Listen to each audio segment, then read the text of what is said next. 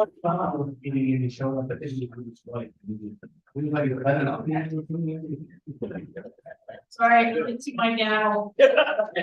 Always forward to this meeting. My name is Helen Anthony. I'm the chair of the committee on finance. I'm calling to order our regular meeting. I really appreciate everyone's patience. I'm sorry we are calling this order at 6:55, but I promise we'll be efficient.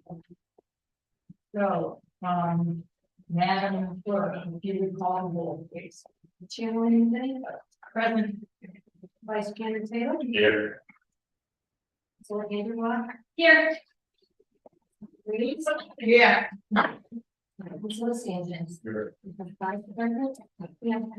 Okay, and I would also like to thank Michelle Reedy for being here for me. We have with us this evening, in addition to our committee members, we've got Councilman Gerardo, we've got Councilwoman Peterson, we have Councilor Laureate, we've got our chief of policy, Aaron, and who else we have.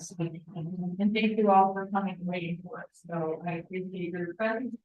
With that, Madam Clerk, would you please read item number 1? Item number 1 is an ordinance establishing a tax implementation plan for the property located at 126 Adelaide Avenue. All right, and who do we have here this evening to present on this matter? Okay, if you would kindly just come up to the table and then we'll swear you in. Or just hold on for a minute, we'll swear you in first and then you can have a seat. Please bear in the penalty for you the testimony about the beginning of the truth, the whole truth, and nothing but the truth. And please take a name. Mr. Klein, thank you so much for coming back. We really appreciated your time here in the public hearing, and I think we covered quite a bit during that hearing, and we also heard from Pro Tem Charter in favor.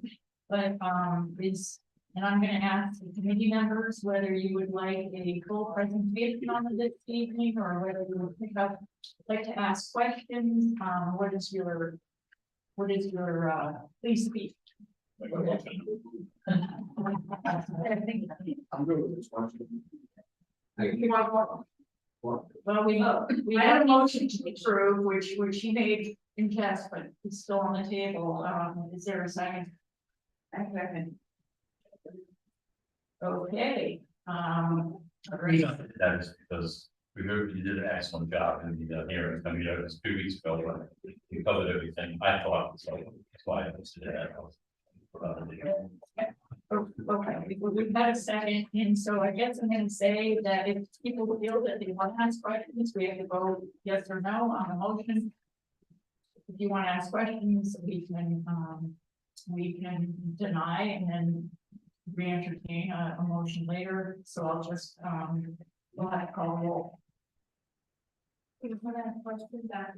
Well, it's a discussion on the motion. Does anyone want to discuss the motion?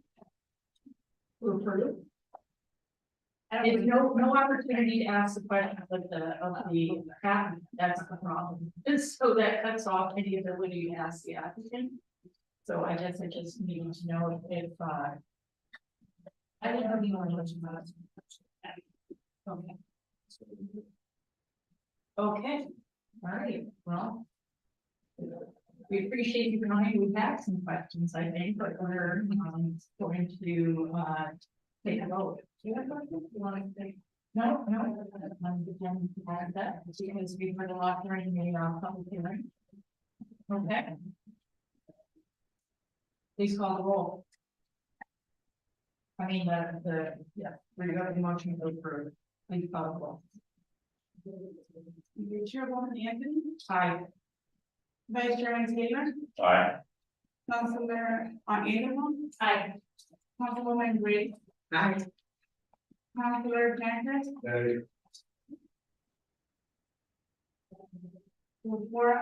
For eyes and one nay. Okay. We are sorry we made you come back in. I thought we had more questions for you, but we usually have the applicant here when you vote, so I do appreciate you being here. Thank you very much. Okay. Okay, so we are going to be recommending approval from the council on this matter. Okay. Madam Clerk, item number 2.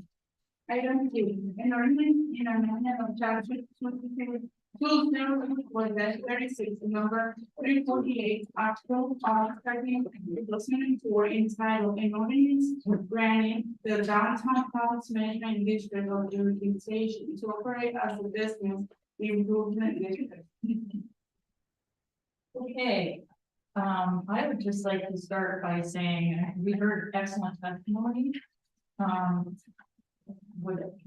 What I might suggest is although I can't make any motions, I think there's some room for some compromise on this matter after listening to all the concerns. And there's a couple of things. One, composition. 2, powers and duties. I mean, if those aren't mandated by the state or by some existing city ordinances, if it's a city ordinance, we can amend. But if it's mandated by the state, that's a different problem. So I think it's certainly worth, and also that we talked about that, at least that's what I heard. So I think it might be worth a further conversation on this. I don't know how everyone feels, but okay.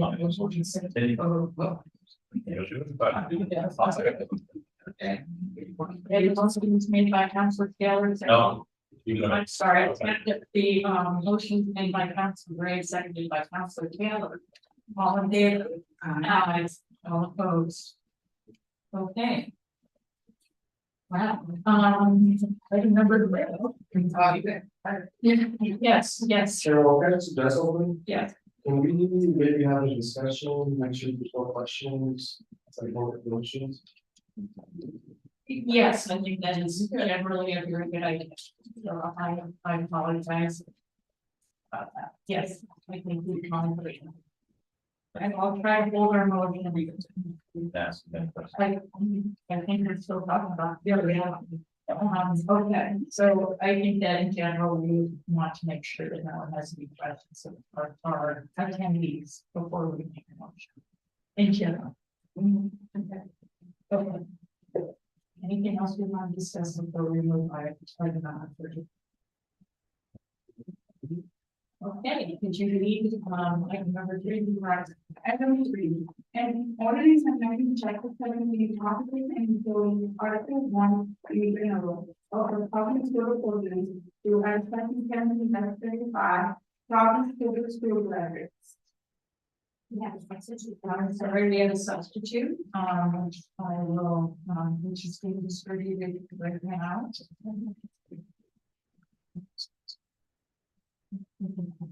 Okay, come back. Comment. Have a motion to substitute. Okay. Motion made by Councilor Sanchez, seconded by Councilor Ingerball. All in favor?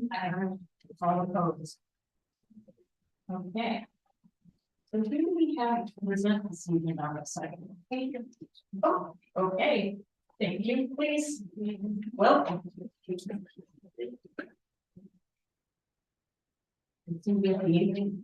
raise your hands. If you have a penalty for doing that, it's not going about to give us a truth, so hopefully we won't be able to. Please take your name, whatever it is. Always be a chief in the report call. When you call down deputy director, which government says, or my job, president of the Providence people. Welcome. Thank you very much for coming. Hey, Councilor Ross. Yes, if you'd like him to present, we certainly welcome him to join your team. You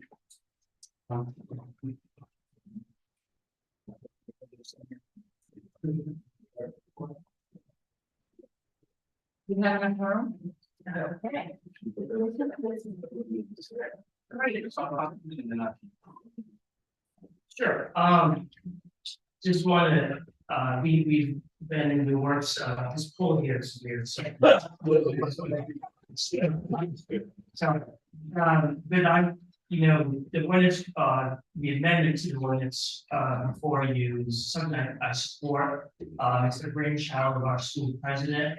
What it does is it prioritizes our graduates, puts them on a path towards city employment.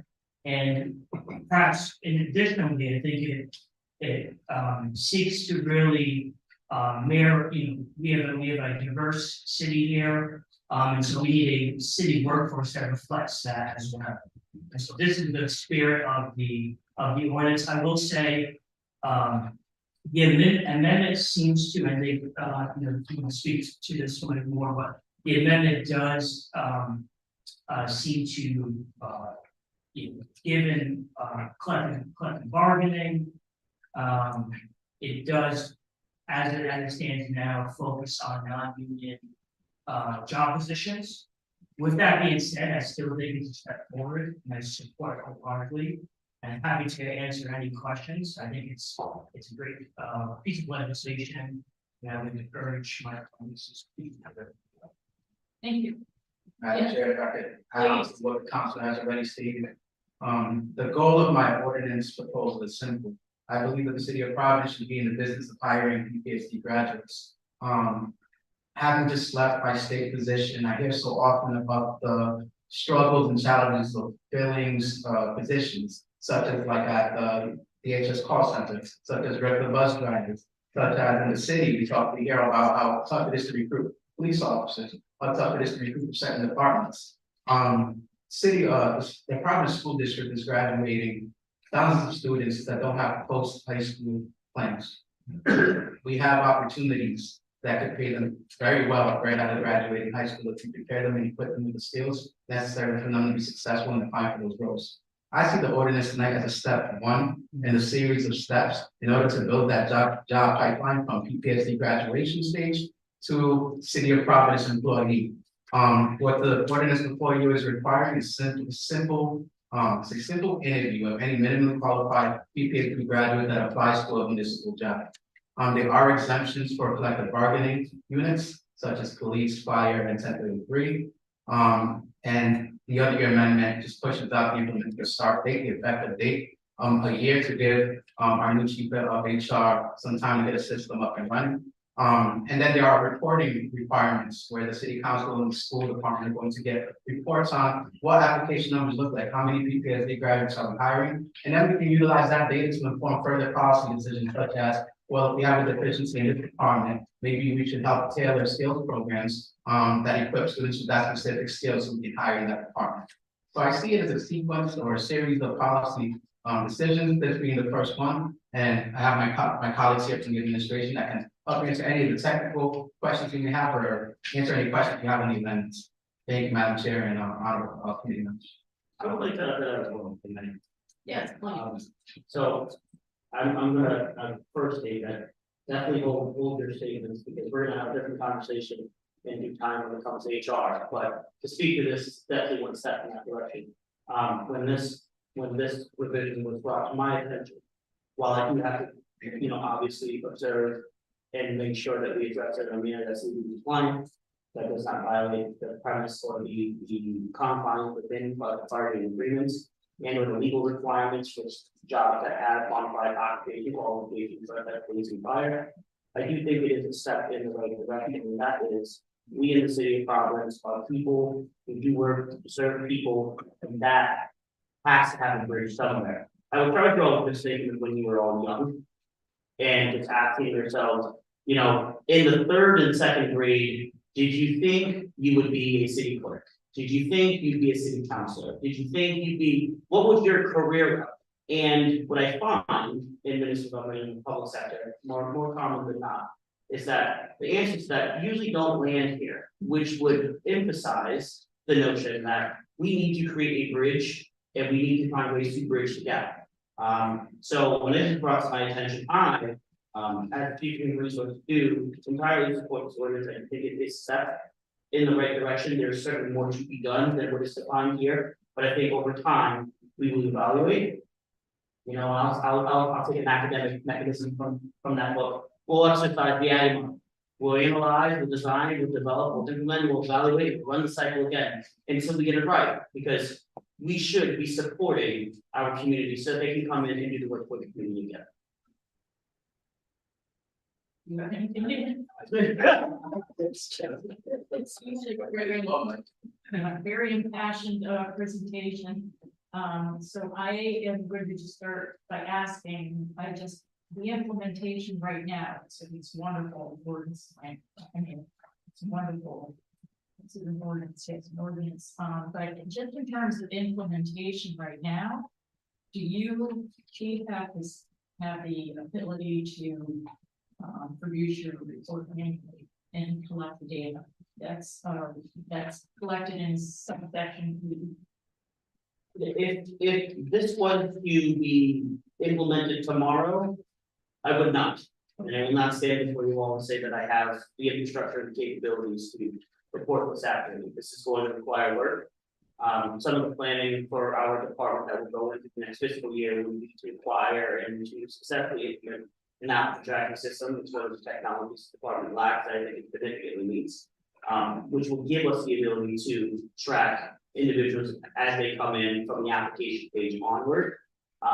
There are mechanisms in the writing of this ordinance provision that will help us support it at the time of the implementation as it is prescribed according today. So based on the timeline for which this would go into effect, we should be prepared enough to support it as it is written for it.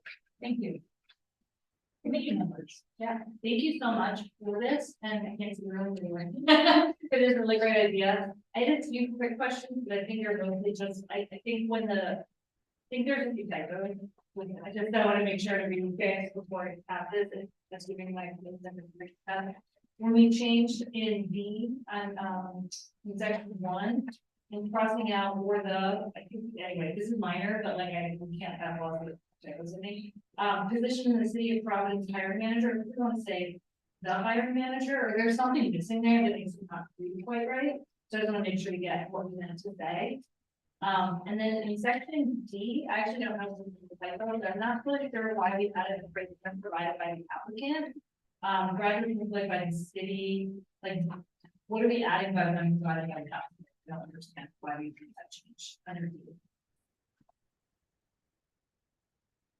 I assume, yeah, of course, if they graduate from high school or something like that, I just don't. I don't understand that, but it's the right there. The minimally qualified applicant. Yeah, it says, no, not that, under D, or tracking and reporting.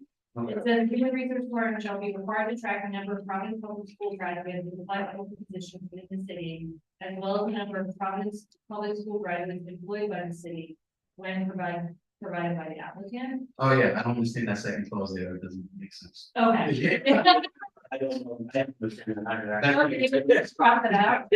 That's nice. You'll do like the So, if I may, I think the logic by it being written, who may have written this, if I can speak to that, as I'm reading it, I perceive it, is because as individuals apply today, there isn't always individuals who provide information as to where they went to school, Okay, where they graduated from school. And this would put that into place so that there has to be some, if they don't tell us that they went to high school, yeah, how do we figure that out? We don't always know that, and it's not always on resumes. You know, if you look at my portfolio today, it's not gonna have my high school on it, it's gonna have my school, graduate school, et cetera. Yeah. So I think this provides an option for which or the foundation for which they do have to provide us that information. okay. Okay, I get that. And then why did we cross out the Providence Public School District? Is that because they technically already count as Providence public employees? Like, why did we cross out the school district? It's the reason why we crossed out the very control on schools, so it's difficult for us to implement. Yeah, that's when we back to school, so it's Okay.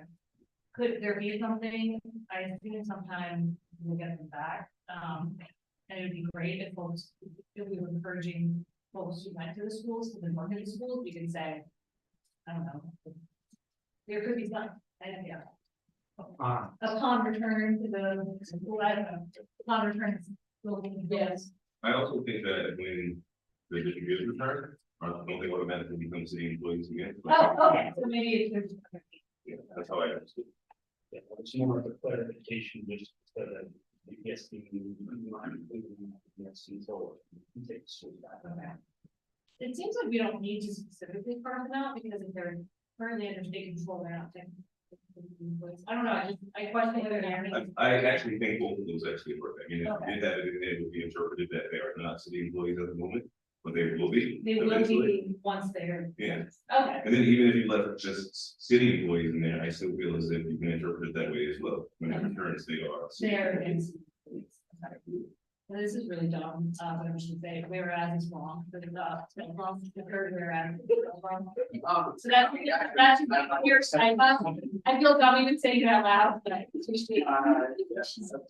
It's possible, I mean, unless there's something of substance and we're gonna take more questions, but I'm thinking that maybe we might be able to correct the typos before. Yeah, can we just correct typos without us having to see again?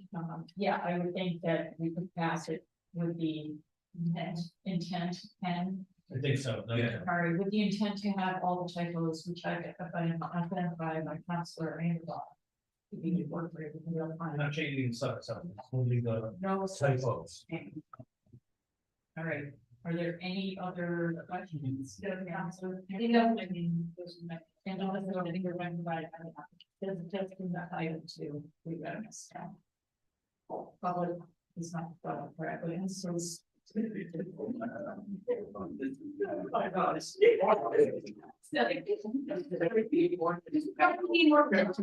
Congrats, all right, you were. I was bad, I was supposed to send you to fun.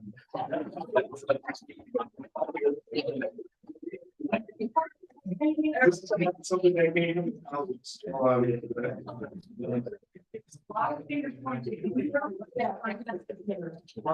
It's no judgment, it's just that before we have it.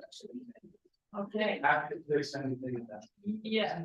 Counselor? You chairwoman, thank you guys so much for this, really great, it's the kind of stuff that you'd be doing, as part of, my opinion, big cultural shift in how the city operates. For example, the city council never had job descriptions before this year, or detailed job descriptions, so stuff like that are the things that we gotta keep doing to, encourage city residents to support and be part of the local government. My only question really is, I have two questions actually. The first one is, so outside of FOP and fire union, how many city employees would this apply to? This would apply to any non-union job there, but it's hard to mention that now. About how many roughly is it out of 1,400 or? So, and I would remind that there's at least, but as far as non-union jobs, union jobs take about 67% of the workforce. So whatever that difference would be, would be the opportunity for which to apply. I would also note that typically non-union jobs, with the exception of seasonal employees where temporary positions, are you full-time non-union jobs, are usually ones that have a higher degree of confidentiality or the position of leadership, which is something that may be enticing to graduates that want to come into leadership. If I may add to the chief's response, Council, there's nothing saying that like a union attendant group as entry level positions that maybe no one else is going to bid for, there's nothing really that's stopping us as a collective municipality to negotiate that in the next CBA negotiation. Yeah, that was actually my next question, see if this conversation, I don't know if you were part of those negotiations with the FOP contract, but was something like this discussed in those? No, so I don't, I think it's FFP negotiations a little bit later into the process. As it pertains to promotional items of that nature. This was ordinance that kind of operated in a different parallel, so that did happen at the same time, and I believe. There was a lot of work to be done in other areas of the FOP negotiation that really require the attention now, whereas something like this could go down the line. At this point, what I would say is a few things. One, it doesn't stop any graduates from applying for those jobs, but for us to require, for union jobs that they must be active in the hiring process, it is a mandatory bargaining topic. So that is an item that does have to be negotiated. I think setting this up is probably the best first step. Because you need to measure how it actually works, right? And without having those supports in place, without having an active tracking system, and to do it for one union group and then not the others, it's a little bit more complex. This should be a well-oiled machine before that becomes a clause in the collective bargaining agreement. But it does indicate the reality that their items are gonna be subject, if we have a plan for that, I mean, 1033 negotiation starts rather sooner than later. So it's one of those things where we didn't have enough time to start doing the foundation of this work, but we need to see we at the same time, we also need to see section work. And to iron out the kinks is what we're looking at. Makes sense, thank you. Yes. Question on that, police and fire have that already, have had it for over 10 years. For Providence resident, wants a resident, not school, the Providence resident wants to take a test, they get 10 points. Added to their score before they take the test, we certify it. The council has been limited to the Providence residents of preference. Right. Early on in the process. And as you're aware, there's the other, the agility, psychological, but as the chief stated earlier, the ordinance clearly indicates that, and we can share that. So it's something like that, yeah, in the future, the strategy of student. Almost like they graduated from Providence, to the Providence, most of them. Yes, A few that's what other they're- questions. Mhm. Does this include charter schools too? Yes, yeah, charter schools or?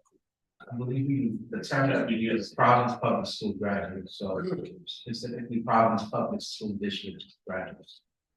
And how does, I have a question for, I guess, how do you determine an hiring? Okay, so I know it's a non-union position.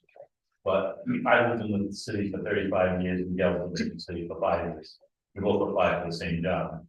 How do you determine, besides qualifications, we both would qualify? How would you, or let's say someone just moved into the city for the last year or two, and they graduated from Providence High School, and they applied for a job. Do they have preference over someone from North Kingstown, or as far as, I'm just trying to figure out how you would hire that. This is just simply mandating that it's schools, they graduate from schools. Not that they get hired, there's no. Let me get hired. It's similar to the Rooney Rule, in NFL. It's easy to understand. The Rooney Rule is the NFL mandates that teams interview minority coaches for those positions. So it's similar to that. So they don't have to hire. This also been.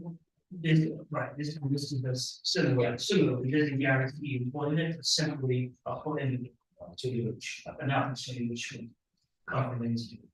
Okay, do we have any other questions or comments? Yes, Councilor Hughes.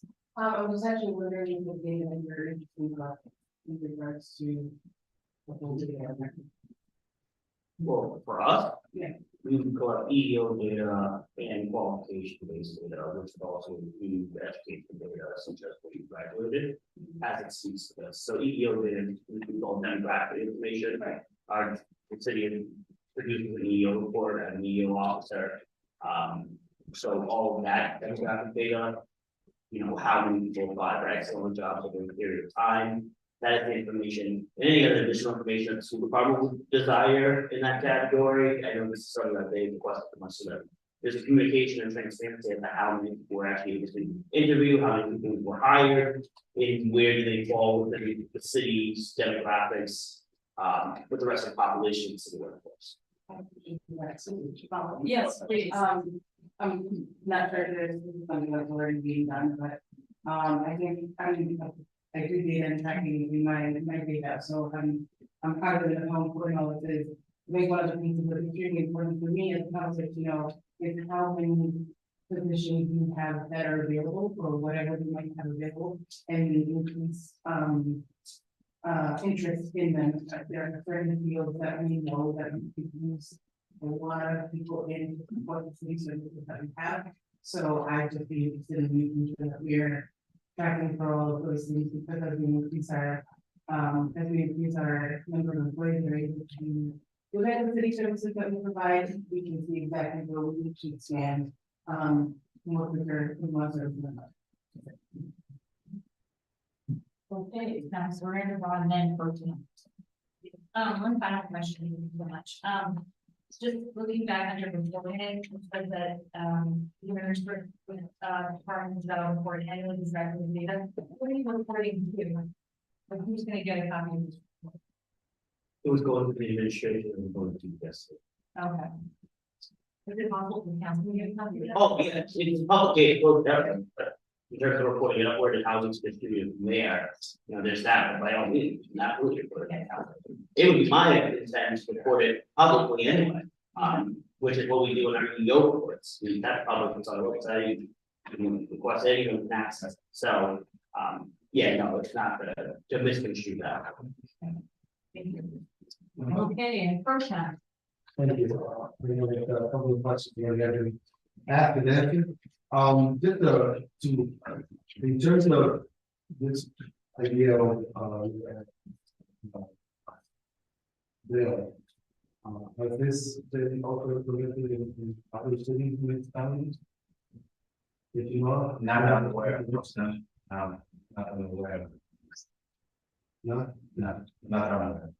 and then the other is in terms of, legal report.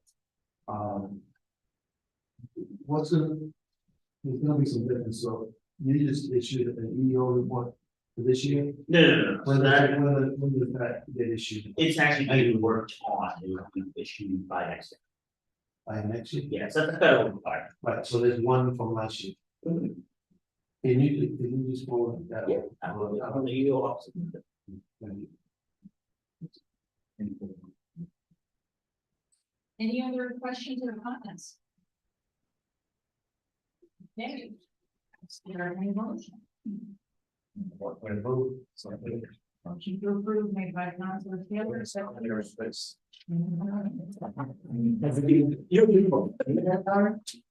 Yes, sir. Not all of us, I'm not going to. That's amended, that's corrected. It's, yeah. I shouldn't say as amended because that isn't correct. We're just going to approve this with some corrections of that and any other. In a substitute. Oh, we are. We'll discuss this. Oh, and then still as amended. It's spelling corrections. It's correcting the checkbox. Okay, Councilman Taylor has made the motion to approve. Councilman Sanchez seconded. All in favor? Aye. All opposed. Thank you. That was great. When it gets to the bottom of the title, soon as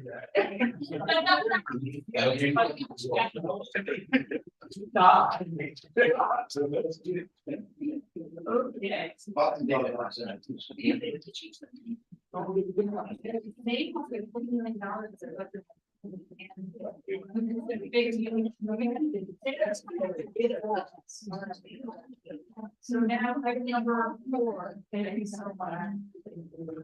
Item number 4, please, recommend into the record. Item resolution establishing the tax for the health and community and trust property located at 404. Okay, I am going to be asking for a motion to continue indefinitely on this matter, and I'd like to talk to you about why that is. And this is certainly done, in conjunction with the proponents for which were, I believe, Councilor Harrison, Council President Miller. So there was some discussions, and certainly I think very much people in the city. But we had quite a few discussions on what it would mean for the city council to actually give tax exempt status to the Southside Community Land Trust. It's a valued community partner. All of us love the work that they do. But we're going to be opening the floodgates to all sorts of requests from all sorts of tax, from all sorts of nonprofits coming in and asking for tax exempt status.